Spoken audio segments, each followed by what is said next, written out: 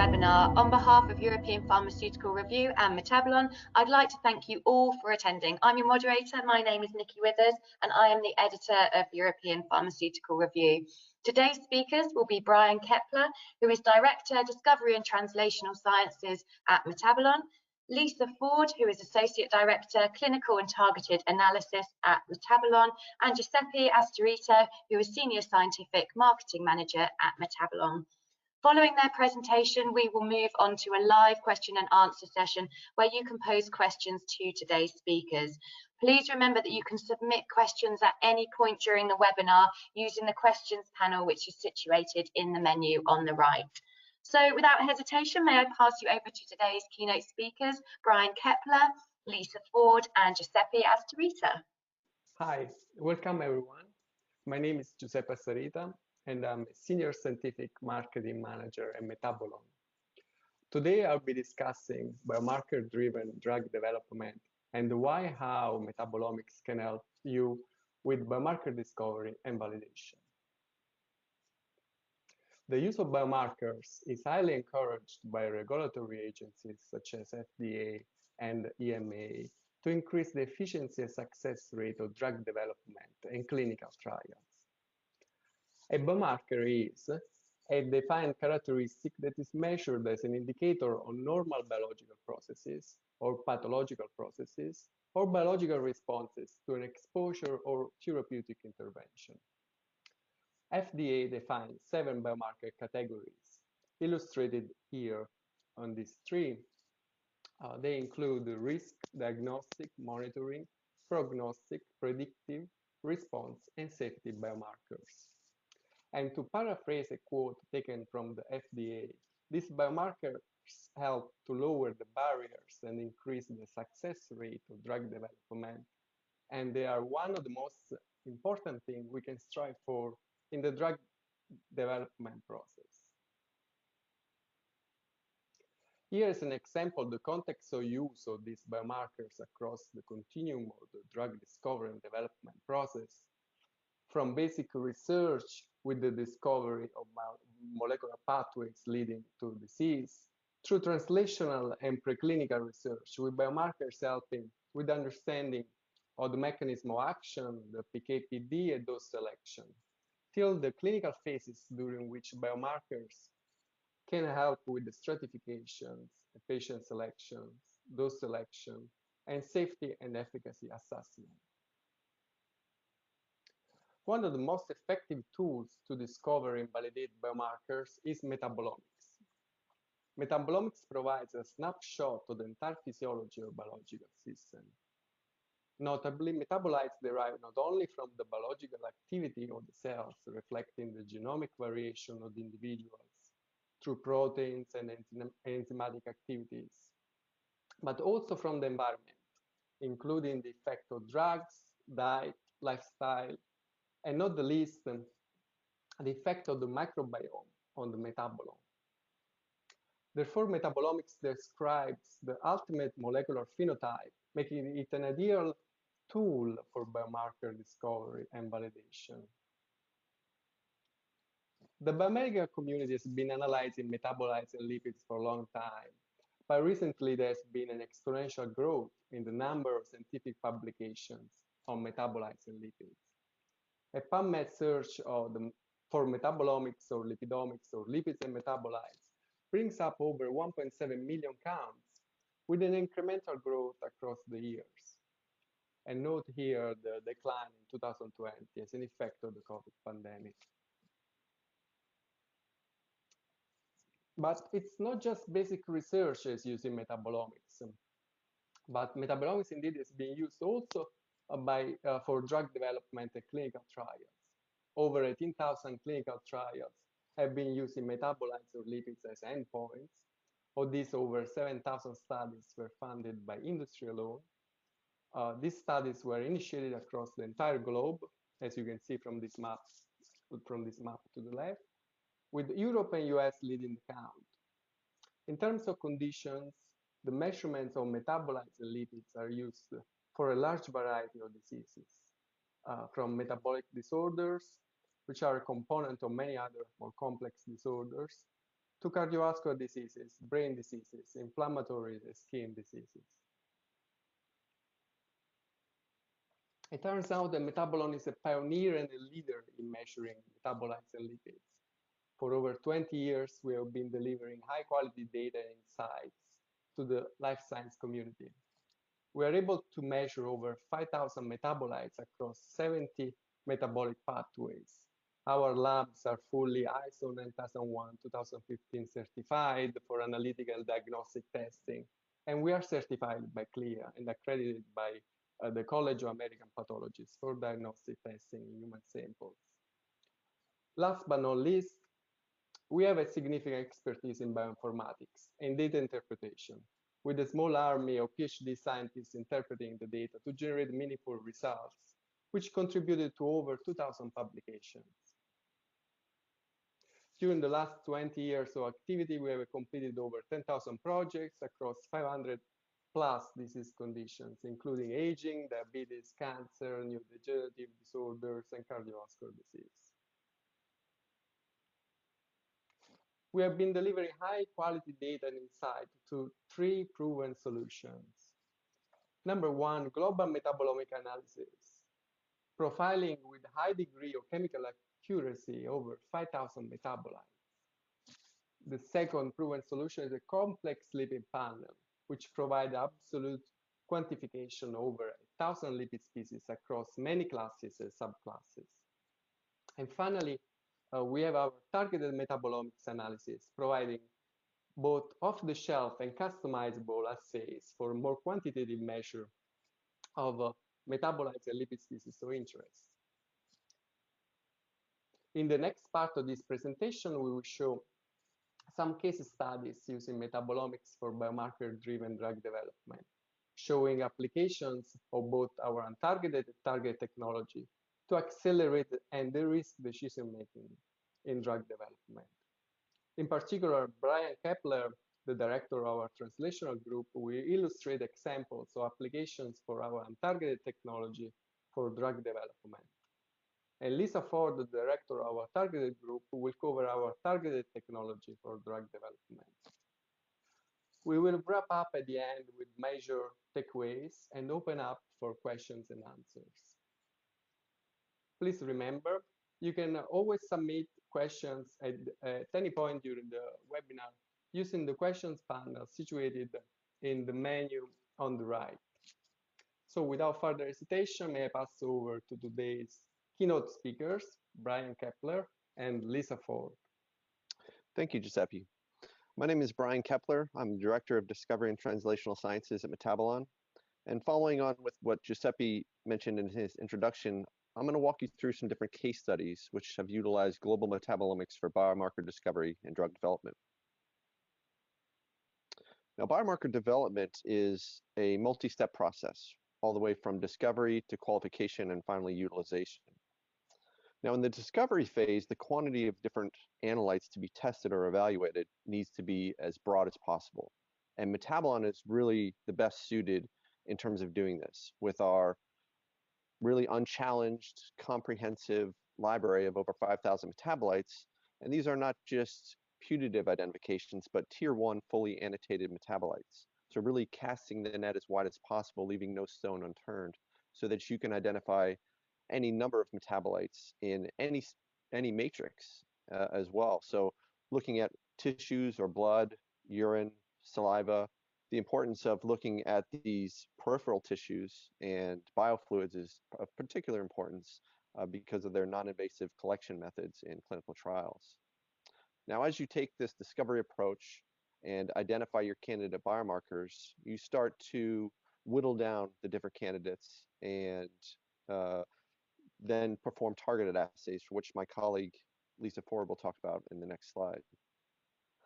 Now, the identification of these qualified biomarkers can be assessed within various bipeds categories. Bipeds indicating burden of disease, investigative, prognostic, efficacy of intervention, diagnostic, and safety. Now, these different biomarkers can increase drug development success rate and accelerate the availability of new therapeutics. And in the next slides, I'm going to give you some examples of different case studies on how Metabolon has helped to achieve and really the field of metabolomics has helped to achieve our clients to really move the needle. Some of the different applications in biomarker discovery can be seen on this slide. So these are some examples of objectives achieved through the use of metabolomics. And Metabolon really has been a pioneer in the field of metabolomics, again, with their comprehensive platform and quality of biomarkers. Some of the examples include informing on adaptive trial design strategies and responses in real time, optimizing eligibility criteria by proactively identifying responder, non-responder baseline characteristics, so patient stratification, if you will, monitoring and optimizing dose response in a dynamic fashion by tracking prodromal signals of efficacy and safety, maintaining trial quality by monitoring patient compliance, maybe identifying subject outliers and even identifying potential drug-drug interactions. And finally, even strengthening post-market surveillance, whether that's in differentiated drug profiles or even performing competitor analysis.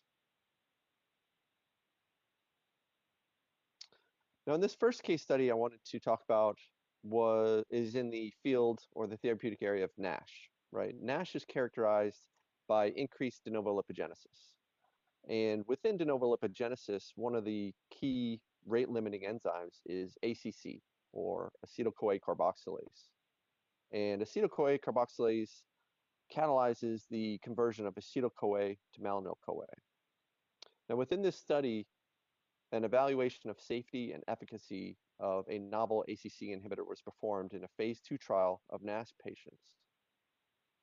Now, what was found was that in plasma, these certain metabolites, a certain class of metabolites called acylcarnitines, were decreased in patients who exhibited a response based on MRI imaging. Now, the importance of identifying biomarkers, of course, stands by itself, but the ability of metabolomics and Metabolon's technology to not only identify biomarkers, but correlate them with mechanisms of action is actually illustrated here, in that acylcarnitines are key intermediates in beta oxidation, so it has a key link to de novo lipogenesis and the roles of ACC.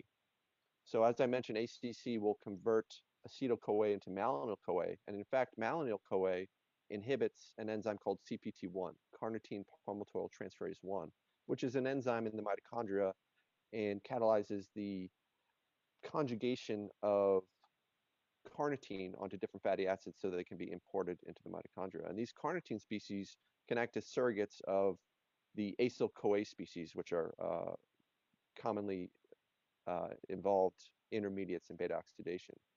So moving forward, these acylcarnitine species, as well as some others, have been utilized by the client to follow drug responsiveness in a variety of NASH cohorts.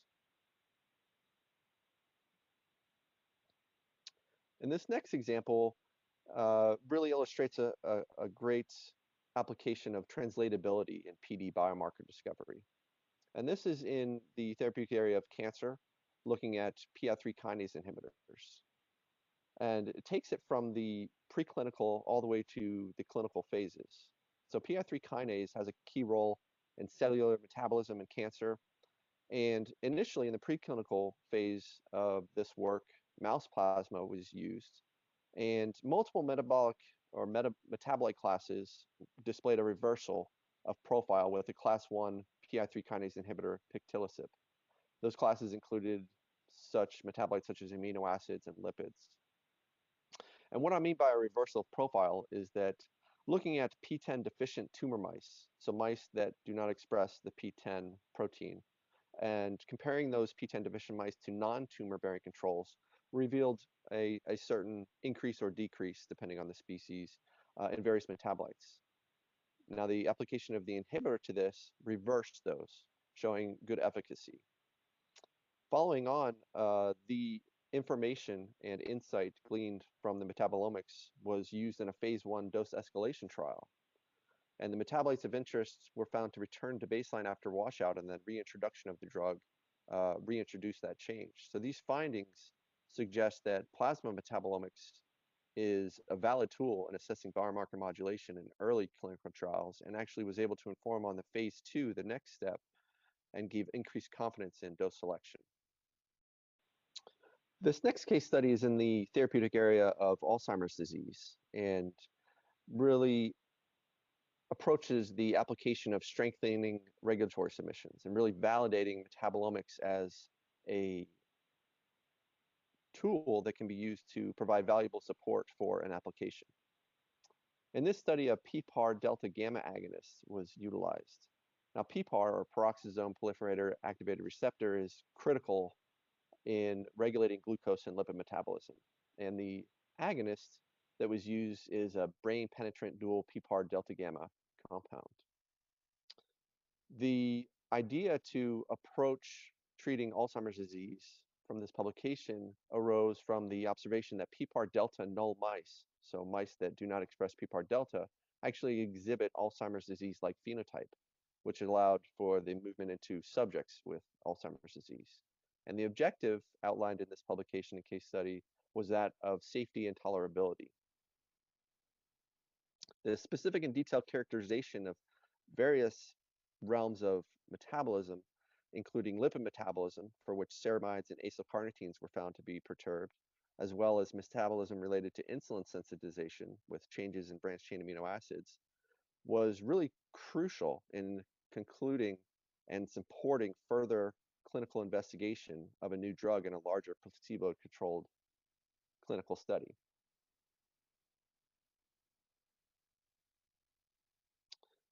In this example, I wanted to convey that metabolomics is not only really important and useful in identifying biomarkers, but also informing on treatment strategies for clinical trials. So perhaps in this example, identifying combinatorial opportunities. And in this example, which is an oncology example using an HDAC inhibitor, a phase 2 trial was showing significantly altered metabolites following treatment with a clear shift in lipid metabolism, particularly choline. Now, HDACs, or histone deacetylases, really have various effects on multiple branches of cellular metabolism. They modify acylation status on the extensive proteasome. Now, although HDAC inhibitors in general, and as is reported in the literature, have proven anti-neoplastic activity, the effects on a certain subtype of cancer, such as beta cell lymphomas, actually been reported to be lower than expected.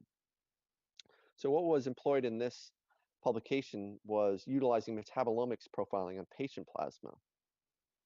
And the revelations received was that panobinostat, the drug used, was able to alter lipid metabolism, as I mentioned, but it also initiated downstream survival signaling in diffuse large beta cell lymphomas. So panobinostat, in essence, utilizing the metabolomics, induced these metabolic adaptations, did have some level of efficacy, but it resulted in a newly acquired dependency on the choline pathway and activated the PI3 kinase signaling. So as you can see in the pathway for choline metabolism, leading to phospholipid biosynthesis, choline is elevated, as well as a number of downstream precursors in phospholipid biosynthesis pathway, CDP choline, choline phosphate, as well as a phospholipid, 1-oleoglycerylphosphocholene. Now, this metabolic reprogramming, as I mentioned, decreased panabinostat's anti-neoplastic activity. So through metabolomics, it was identified that the treatment with panobinostat allowed these tumors to basically escape or have some sort of almost like a resistance mechanism. And through the identification of choline and the importance of it in this pathway, the approach was to use panobinostat in combination with an inhibitor that would prevent this reprogramming event from occurring. So blocking these adaptations to allow for superior anti-lymphomic effects. Now, the power of metabolomics in identifying both HDAC inhibitor effects and emphasize the need for the complete understanding of drug effects to achieve successful clinical implementation is really exemplified in this case study. The last case study I wanted to go through really takes us through a journey from a discovery all the way through clinical implementation. Before I hand it off to my colleague, we'll talk about the targeted aspects of this case study. Now, in the previous examples, I just used a single slide to show you some of the highlights. But this specific example, which is a case study in drug development for autism spectrum disorder, really shows the longitudinal metabolite evaluation to identify the target, enhance the monitoring, and then providing the biomarkers which can then be used in clinical samples.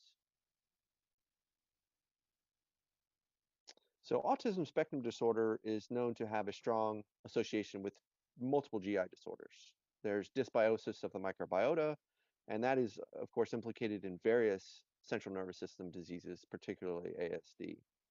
So the objective of this first study, which was performed in collaboration with one of our academic partners, was to investigate the linkage between the microbiome metabolism and ASD, first in a discovery approach in a mouse model.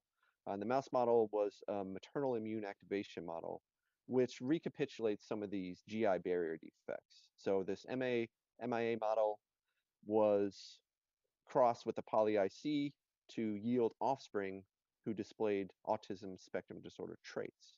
And as confirmed by gene expression and cytokine profiles by the client, it was shown that the poly-IC offspring do display these GI barrier defects or GI permeability. So as you can see in the bar plots in the top, as compared to a positive control with dextran sodium sulfate, which is known to induce colitis in rodents, you can see that by the metric there is some GI permeability. With saline, which is the control in this case, the vehicle control, if you will, you do not see that permeability. But with the poly-IC offspring, so those mice that display the autism spectrum disorder traits, you do see that permeability, those GI barrier defects. And this is seen not only in adults, but also the adolescent rodents.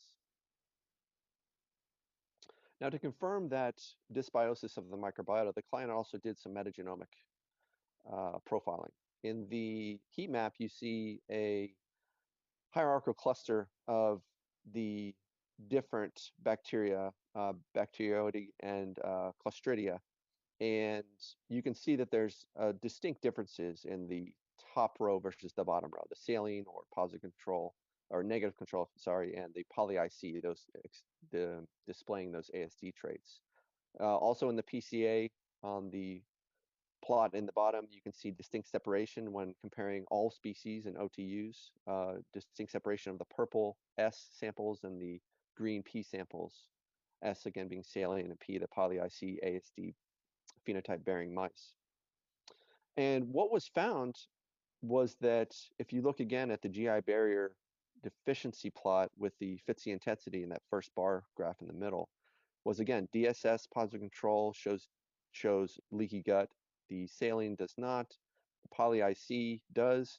But if you introduce beta fragilis to these mice, which is a commensal human bacteria known to be important in colitis, it actually corrects the GI permeability, right? These ASD traits, the GI permeability not only decreases, but the ASD traits are corrected as well. And those ASD traits were measured by a number of different behavioral and sociability experiments done with mice.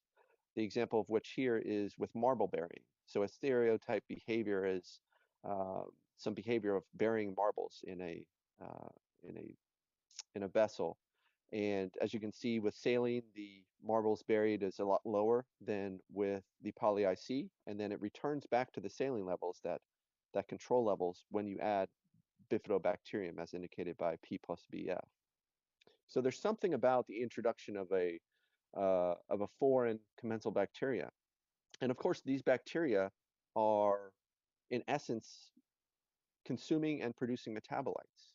And this led them to incorporate Metabolon's global platform, which informs not only on host and mammalian and plant metabolites, but also bacterial metabolites, and can provide the insight on not just going forward from metagenomics of not just what bugs are there, but what are they consuming, what are they producing.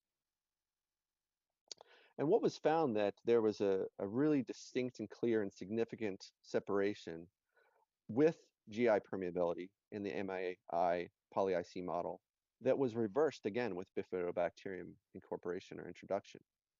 And many of these bacterial metabolites were phenolic compounds. So phenolic compounds are typically derived from aromatic amino acids or diet-derived components or nutrients such as benzoate or plant materials, things like fiber. So things that aren't metabolized, at least in the same pathway as mammals, but by bacteria. So for example, aromatic amino acids can be utilized by humans and mammals for protein building, but they're typically not assimilated for energy derivation like some other amino acids can. However, bacteria contain enzymes that humans do not that can convert these aromatic amino acids and really assimilate that phenol ring into various metabolites. And what we see here, again, identified on Metabolon's global platform, a number of phenolic compounds, including 4-ethylphenyl sulfate, or 4-EPS, indole pyruvate, glycolate, imidazole propionate, as well as acetylserine.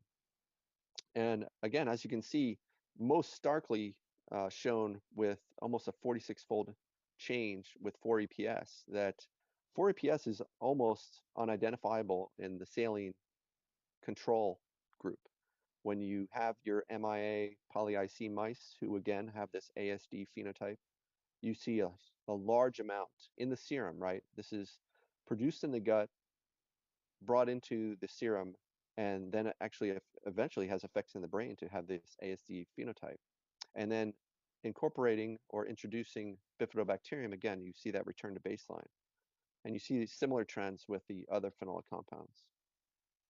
So the question now is, are these phenolic compounds directly linked? Are they the ones that are having the ASD effects? So based on this metabolomics data, the academic client went further and determined if 4-EPS treatment alone is actually sufficient to induce certain ASD features. So usually another behavioral experimental approach with mice, which is center duration. So similar to the marble bearing, but this one is center duration, the amount of time that a mouse spends in a certain place. You can see that the poly-IC MIA mice have decreased center duration compared to the saline control. Introducing beta fragilis has back to normal controls with saline, so that's in the model mouse. And on the right side, simply in wild type mouse, the 4-EPS just feeding or introducing 4-EPS to mice actually leads them to have these ASD character traits. So it is actually the presence of these metabolites in the system of a mouse from this study that is leading to this cognitive impairment, this autism spectrum disorder phenotype. And I really just want to emphasize the importance of metabolomics in this case, in that genomics or transcriptomics or proteomics really isn't able to go the step further that was required to identify a biomarker such as 4-EPS or these other phenolic compounds, right? 4-EPS, first of all, is a microbially related species. So genomics, proteomics, transcriptomics on the mouse itself or a human in the clinical realm wouldn't have identified this. And even in metagenomics, even if you were to look at the bacteria species and the genomics there, wouldn't have been able to identify this. Genomics can identify, the risk, the propensity for the possibility of something to be expressed, a protein or transcript or ultimately a metabolite. But the metabolites are really more closely linked to the phenotype. And as you can see in the biochemical pathway here, 4-EPS, p-crystyl sulfate, another important metabolite in this study, are derived from tyrosine, and they are converted by bacterial enzymes, and then ultimately they're sulfated in the host by the liver. So really the global screening of metabolites is really the only omics tool that can be used to identify biomarkers such as this. And there are additional examples in which metabolomics is able to take science and research and clinical studies a step further beyond other omics. It's not meant to supplant other omics. It's very, it relates and marries very well with other omics, but it can take it a step further. So to sum up this discovery approach that, again, was done in rodent models, the conclusions and lessons learned are really undisputed. You know, identifying these metabolites that can only be identified through metabolomics, serving as biomarkers for autism spectrum disorder phenotype. And the next steps in the path forward was this academic partner worked in collaboration with an emerging biotech to study and determine if these phenol compounds and other compounds were important to translate in a translational aspect in children displaying autism spectrum disorder phenotypes as compared to typically developing children. So here's some data from that follow-up paper in the translatable example. And really what was identified here was, in this case in the children from plasma and feces, was using matched ASD and typically developing children, identifying differential levels of not only these phenolic compounds, but levels and profiles of hormones, amino acids, xenobiotics, lipids, many of which correlated with clinical behavior and GI scores. Those phenolic compounds, of course, derived again from host and bacterial metabolism, were of course the most telling and the most important candidate biomarkers in this example. So metabolomics was not only able to reveal altered metabolomic profiles in the gut that was also comparable in the circulation in the plasma, yielding the idea that ASD is actually a whole body condition, but it also supported the emerging concept of evaluating non-behavioral features in the diagnosis of autism spectrum disorder and its GI comorbidities. Now, taking a look at the data, you can see the heat map in the middle here. 4-EPS, again, similar to the mouse model, is significantly elevated. And you can see the box plot of that in the first box plot, 4-ethylphenyl sulfate. And it correlates, if you see the correlation plot on the bottom right, 4-ethylphenyl sulfate profiles actually correlate well with other phenol compounds, such as 4-acetylphenyl sulfate. Now, the question arose now, so if 4-ethylphenyl sulfate and these other phenol compounds are having a true effect and becoming a causative effect of this disease, then therapeutically, how can this emerging biotech approach this?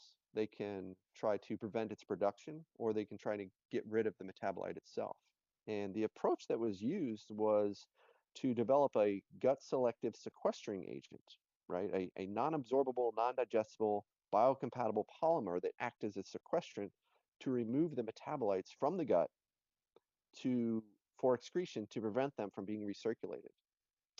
And this was done in a clinical study for which the targeted assay capabilities were carried forward by Metabolon. And I'm going to pass off now to my colleague Lisa Ford, who will finish up on this case study and talk about the targeted aspects of looking at these phenolic compounds. Thank you, Brian. As Brian mentioned, my name is Lisa Ford, and I'm the Associate Director of our Clinical and Targeted Analysis Group at Metabolon. I'm going to talk today about the value of targeted metabolomics in the drug development process through several case studies, including the one that Brian mentioned. At this point in the development process, this client proceeded to targeted analysis. And before we move on to what they found, I want to talk a bit about targeted analysis and targeted assays. Targeted assays are fit-for-purpose solutions that can be tailored to the specific needs of any project. A targeted assay is a more focused method of analysis that quantitates specific metabolites in the matrix. And for those of you that are familiar with bioanalysis and what they call a bioanalytical method, it's the same type of analysis. However, typical bioanalysis focuses in on the measurement of the therapeutic and its own metabolites, whereas a metabolomic targeted assay typically measures endogenous metabolites. This type of method can be challenging because of the endogenous nature of the metabolites. It is often necessary to chromatographically separate isomers, and the separation of the endogenous analytes from the matrix components can be difficult. So expertise in the specific area of bioanalysis is really needed to address these challenges. At Metabolon, we've developed methods for more than 400 different analytes in nearly every biological matrix imaginable: plasma, serum, urine, blood, feces, you name it. And our scientists have a very high comfort level with solving these challenges. And as I mentioned, targeted assays are fit for purpose, so they can be used in many different phases of the drug development process. There are quantitative pre-developed panels that are performed under our ISO 9001 quality standard system. We can also develop custom targeted assays for non-GLP and GCP use, also under ISO 9001. And we do offer custom GCP targeted assays, which are fully validated and suitable for regulatory submission. So now I'd like to return to the autism case study. So the previous results led this company to develop a drug to interact with the microbiome and sequester and remove these neuroactive metabolites that they had shown to be correlated with ASD. And the figure shows a little bit how that would happen. In this case, the custom targeted assay was developed in plasma and urine for a subset of the biomarkers discovered during the discovery phase of the project, which included the 4-EPS, as Brian talked about, and the paracrysol sulfate that was also mentioned in some of his slides. In addition, they wanted to look at some other neuroactive compounds, including 5-hydroxytryptamine, which is serotonin, and 5-hydroxyindoleacetic acid, known as 5-HIAA. So the method was specifically validated for the analytes and matrices of interest, and the measurement range tailored to the purpose of the study. In this case, the assay was validated as non-GCP, but still covered under ISO 9001 quality standards. A PK study was run in their clinical trial, and the metabolites measured with these methods. By measuring both plasma and urine in the PK study, we were able to see the levels of metabolites first in the general circulation, and then in the amounts that were excreted by the drug.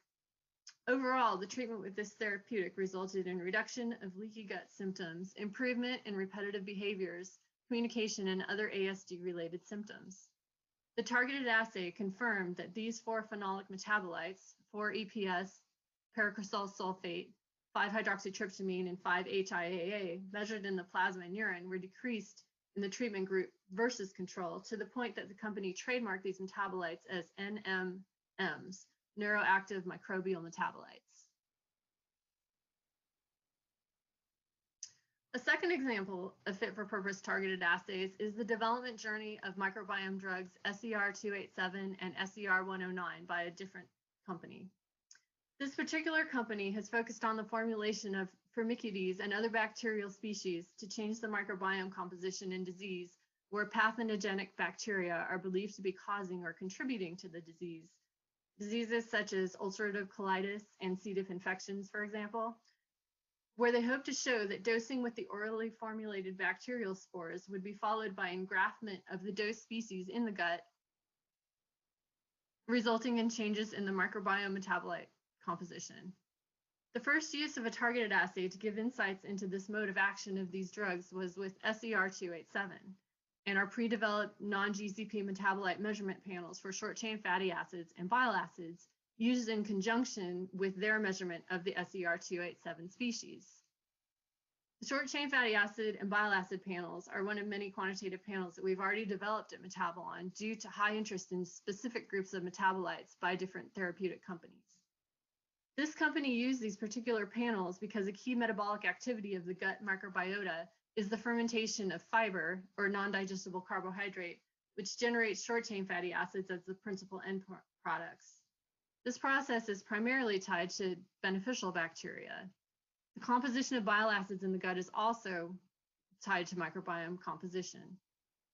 And in this study, engraftment of the bacterial therapeutic species was measured after treatment with vancomycin and dosing of the SER-287 Firmicutes spores.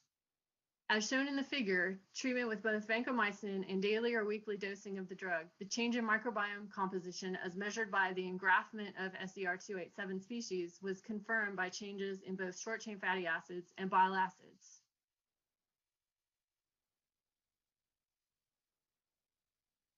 The results for the representative species, hexanoate, which is a short-chain fatty acid, and ursodeoxycholic acid, which is a secondary bile acid in fecal samples from these patients, are shown at the bottom of this slide, where the hexanoate significantly increased over the 56-day treatment course, and the ursodeoxycholic acid increased according with the engraftment of the SER287 species shown in the top of the slide.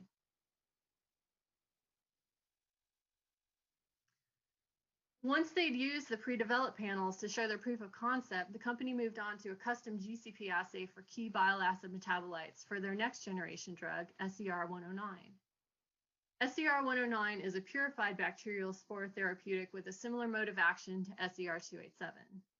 The clinical indication for SER109 is preventing recurrence of C. diff infections.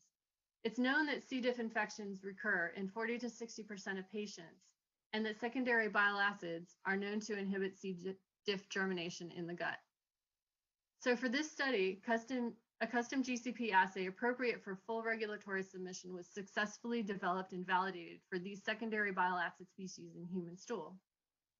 Again, this type of assay development has many challenges due to the complex nature of the metabolites and the matrix, human stool being very difficult to work with due to dietary influences on its composition, variable water content, as well as many isomeric bile acid species and stability related to bacterial metabolism going on in the stool, all of which are beyond the scope of most bioanalytical methods. As before, engraftment of the SER109 species was measured after treatment of the C. diff infection with vancomycin, and concentrations of the secondary bile acids were shown to be significantly correlated with the number of SER109 species engrafted and with non-recurrence of the C. diff infection, again proving mode of action of the therapeutic. And moving on to one final example, this next example is for a recently approved drug called Dojolvi. Dojolvi was approved just about 6 months ago in June 2020. Dojolvi is a formulation of triheptanoin, which is an odd carbon fatty acid energy source.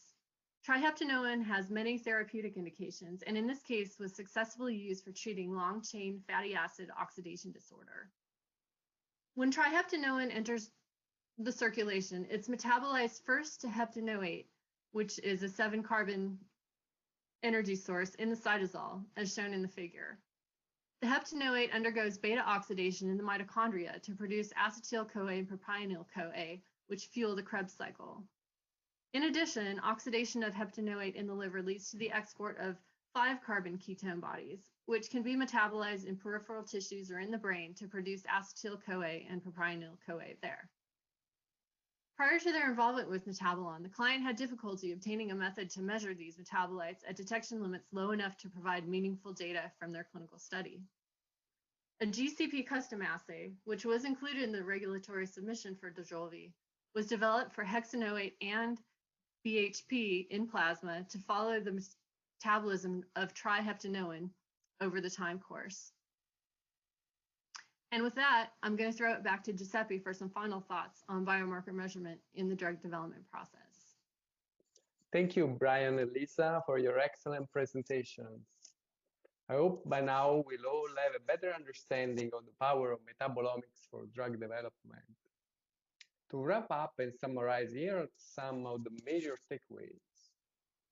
We learned how metabolomics can enable biomarker-driven drug development by providing a better understanding of a drug's mechanism of action, a greater confidence in human translational models, insights into off-target effects, as well as target engagement, identification of responders versus non-responders in clinical trials, and highly customized targeted assays capabilities to monitor clinical response.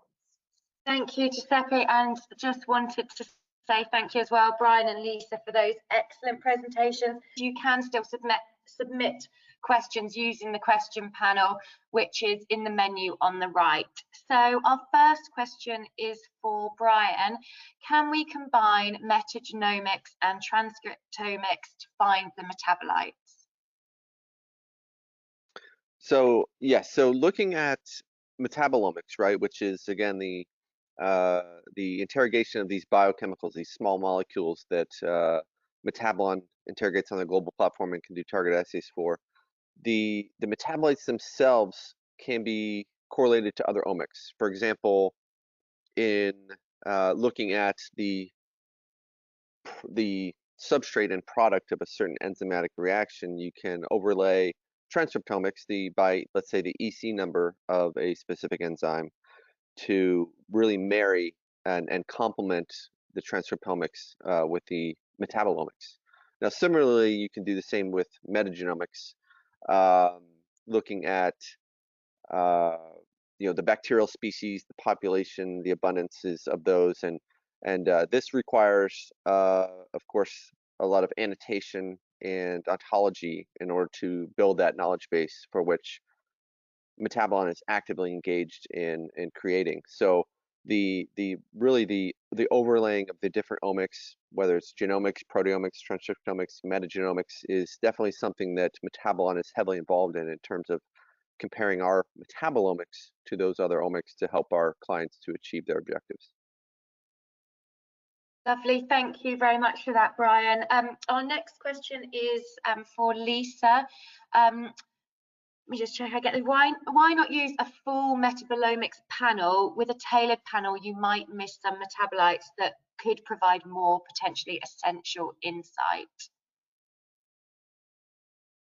Yeah, so, well, certainly, I would say the first step should be using a full metabolomics panel in order so that you don't miss any of the metabolites. I think the ASD case study was a good example of that, where they sort of started with the full metabolomics panel, and then once they zeroed in on some metabolites that would be of interest to measure, especially as they move toward a clinical trial, that would be where the targeted assay would fit in, and in a fit for purpose way. So at whatever stage they are, the targeted assay could answer certain specific questions. But definitely the full metabolomics panel is useful so that you can make those discoveries.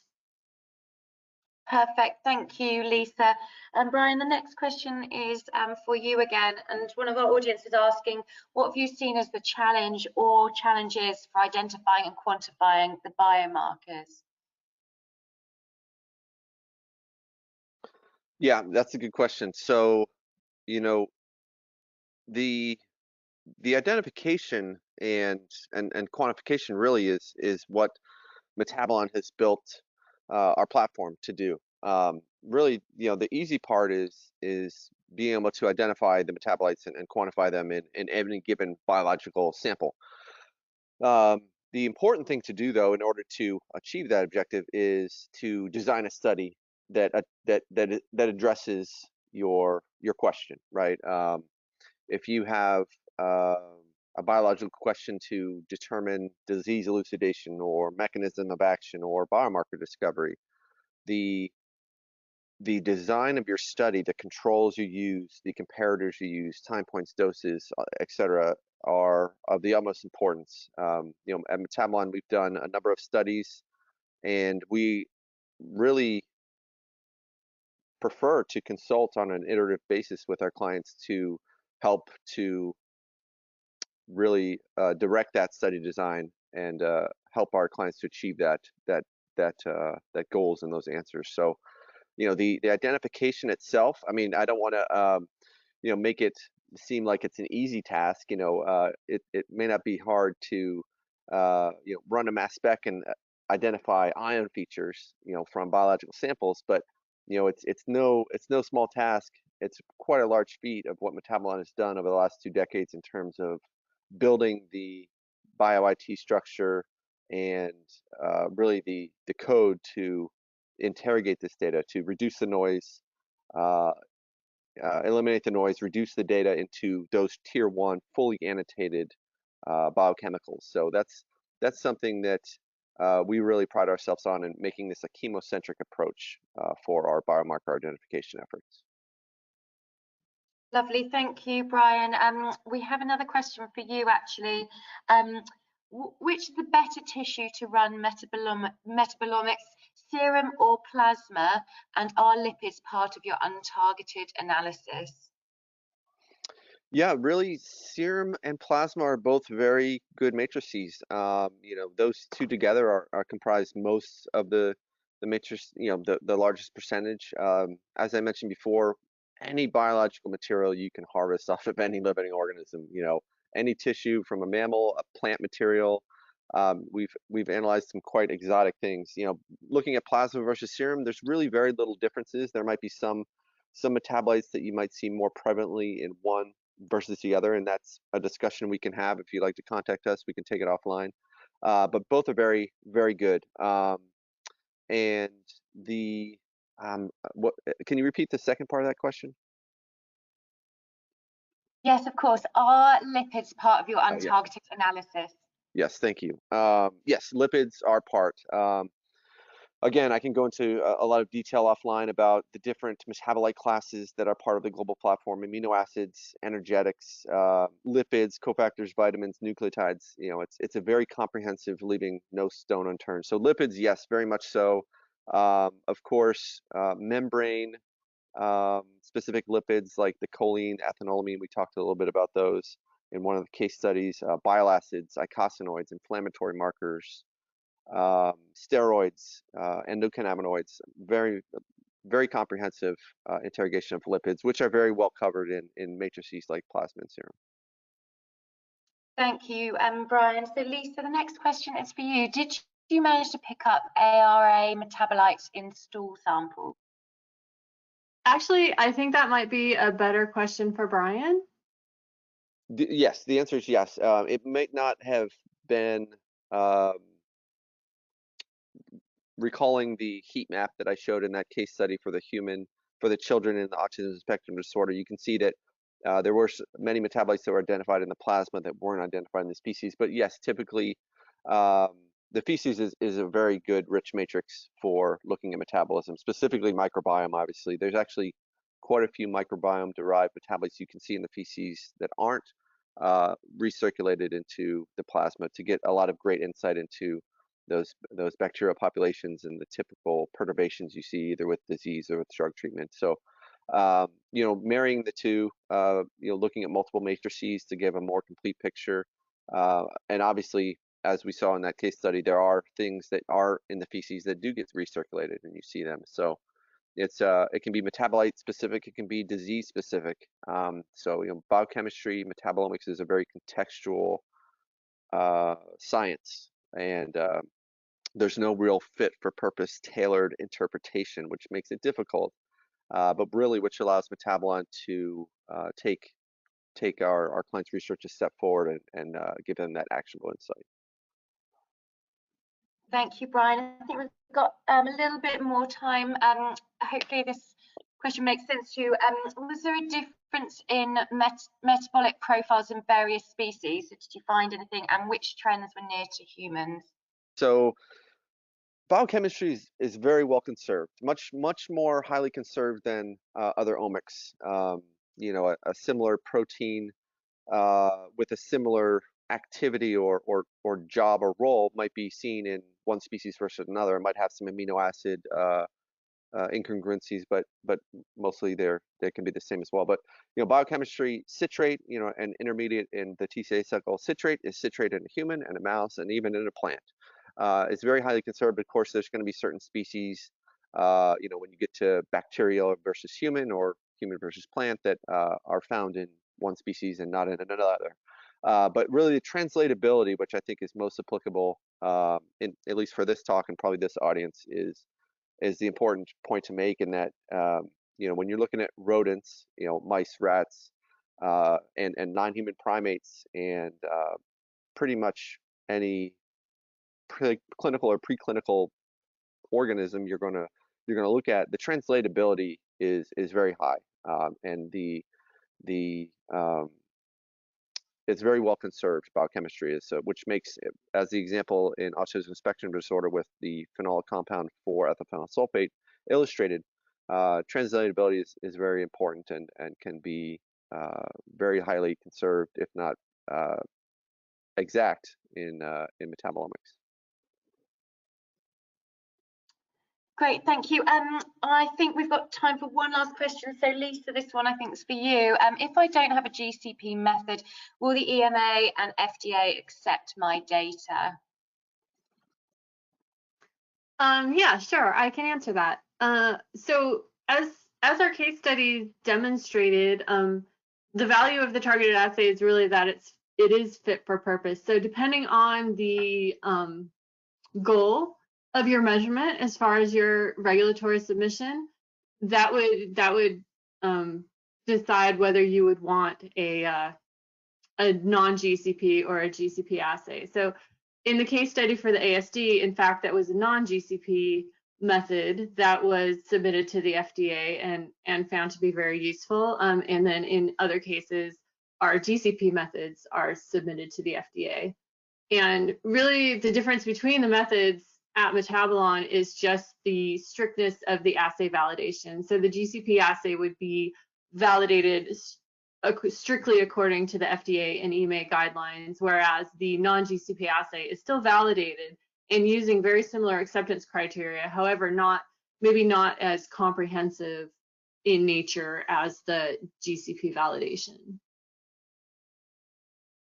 Lovely, thank you for that, Lisa. Unfortunately, that is all that we have time for today, and I'd like to say thank you so much for all the questions that came in. Any unanswered questions will be responded to via email. So if you'd please join me in thanking Brian, Lisa, and Giuseppe for their time today. So on behalf of European Pharmaceutical Review and Metabolon, I'd like to thank you all for attending today's webinar, and we hope to see you again soon. Thank you and goodbye.